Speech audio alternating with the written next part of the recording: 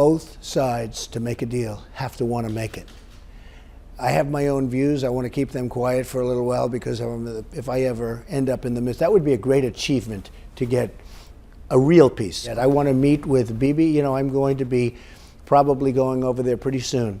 And I want to see him. I want to see other people. I want to get some ideas on it because, frankly, that has been, and I say it to everybody, that has been the all-time difficult deal. They've been working on it for so many decades. I mean, it just never ends. But the key is a lasting peace. If you have a lasting peace, first thing you have to ask, do they both want to make it? I have a real question as to whether or not both sides wants to make it. I have a real question as to one side in particular, whether or not they want to make it. Well, I don't want to say that right now. I think one side actually would like a deal, and I think the other one maybe doesn't want a deal, to be honest. I don't want to say it. No. Look, we show our cards too much in negotiation. I wrote The Art of the Deal. We show our cards too much. So if I get into that, I don't want to say this and that, and then they'll come and they'll say, well, Trump is biased one way or the other.